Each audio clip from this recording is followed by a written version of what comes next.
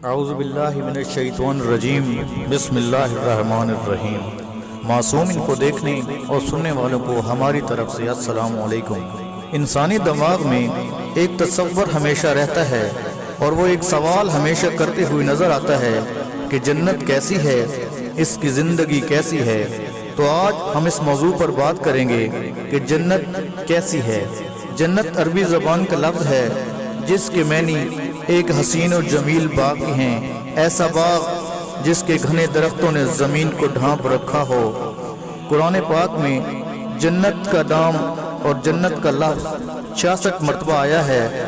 جنت ایسے مقام کو کہتے ہیں جہاں بسنے والوں کے لیے رحمتیں، راحتیں، خوشیاں اور دل فریب نظاروں سے آراستہ ایک حسین زندگی ہوگی، ایک ایسی زندگی جس کا تصور اس ہماری زندگی میں ممکن بھی نہیں ہو، لیکن یہ زندگی جو جنت کے باغوں میں دل فریب نظاروں اور لامحدود حسین سلطنت کا ماحول تب بھی ممکن ہے جب آپ اس دنیا میں اللہ رب العزت کے بنائے گئے اصولوں کے مطابق اپنی زندگی بسر کریں گے اور آپ محمد و آل محمد صلی اللہ علیہ وآلہ وسلم کی محبت اور اسلام کے سنہری اصولوں کے مطابق اپنی زندگی بسر کریں گے۔ جب آپ اپنی اس عارضی زندگی میں اللہ رب العزت کو راضی کریں گے اور جب اللہ تعالیٰ آپ سے خوش ہوں گے اور محمد و آل محمد آپ کی شفاعت فرمائیں گے تو پھر آپ کو انعام کے طور پر جس سلطنت میں جاگیر عطا کی جائے گی، اس حسین و جمیل سرزمین کا نام جنت ہوگا۔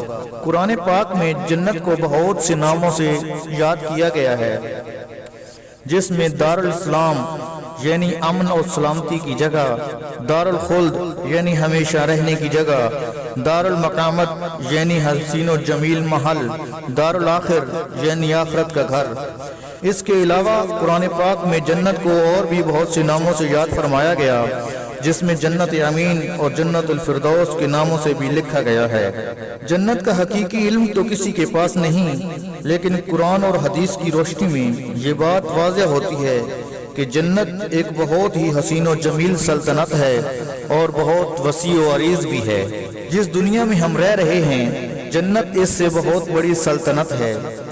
ایک روایت میں ملتا ہے کہ عبداللہ ابن مسعود روایت فرماتے ہیں کہ انہوں نے حضرت محمد مصطفیٰ صلی اللہ علیہ وآلہ وسلم سے سنا، حضور اکرم صلی اللہ علیہ وسلم نے فرمایا کہ میں ایک ایسے شخص کو جانتا ہوں جو سب سے آخر میں جہنم سے بمشکل نکل کر جنت میں داخل ہوگا۔ جب وہ جنت میں داخل ہوگا تو وہ دیکھے گا کہ تمام لوگ آباد ہو چکے ہیں، تو اس سے پوچھا جائے گا کہ خواہش کرو جنت میں کتنی جگہ لینا چاہو گے۔ وہ اپنی خواہش کرے گا اور اس کو وہ جگہ عطا کر دی جائے گی، اور اس کے بعد اس کو بتایا جائے گا کہ اللہ تعالیٰ کی طرف سے کرۂ زمین سے 10 گنا زیادہ اور زمین آپ کو جنت میں عطا کر دی گئی ہے۔ تو اس بات سے یہ اندازہ لگایا جا سکتا ہے کہ جنت کتنی بڑی سلطنت ہے کہ جس میں ایک بندے کو زمین سے 10 گنا زیادہ جاگیر عطا کر دی جائے۔ جنت کی زمین کا رنگ زعفران جیسا اور خوشبو کستوری جیسی ہوگی۔ حدیث پاک میں ہے کہ حضرت محمد مصطفیٰ صلی اللہ علیہ وآلہ وسلم نے ارشاد فرمایا کہ جب میں جنت میں داخل ہوا تو میں نے دیکھا کہ جنت میں بہت خوبصورت اور چمکدار موتیوں کے گنبد تھے۔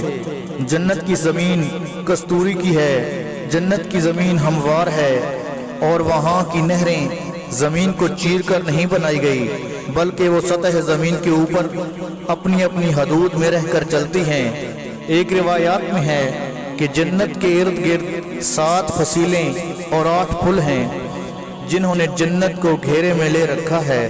پہلی دیوار چاندی کی ہے، دوسری دیوار سونے کی ہے، تیسری دیوار سونے اور چاندی کو ملا کر بنائی گئی ہے، چوتھی لولو کی، پانچویں یاقوت کی اور چھٹی دیوار زبرجد کی ہے، اور ساتویں ایسے نور کی ہے جو بہت چمکدار اور چمک رہا ہے۔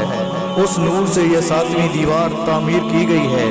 ان تمام 4 دیواریوں کو درمیانی فاصلہ 500 سال کا فاصلہ بتایا جاتا ہے۔ ہماری اس ویڈیو میں ہم آپ کو یہ بھی بتائیں گے کہ کہ بخاری شریف میں ایک روایت ہے کہ جو شخص جنت میں داخل ہوگا اس کا قد حضرت آدم علیہ السلام کے قد کے برابر 60 ہاتھ لمبا ہوگا اور ان کی جسامت بھی اس کے مطابق ہی ہوگی۔ جنت الفردوس کی خواہش تمام انسان کرتے ہیں، لیکن اللہ رب العزت نے اس کا پیمانہ مقرر فرما دیا ہے۔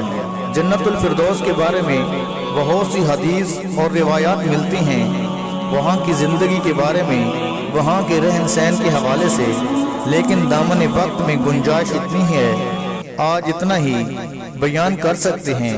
باقی پھر کسی ویڈیو میں اگر آپ کو ہماری یہ کاوش اچھی لگی ہو تو ہمارے چینل معصوم انفو کو سبسکرائب کریں۔ اللہ ہم سب کا حامی و ناصر ہو۔ خدا حافظ۔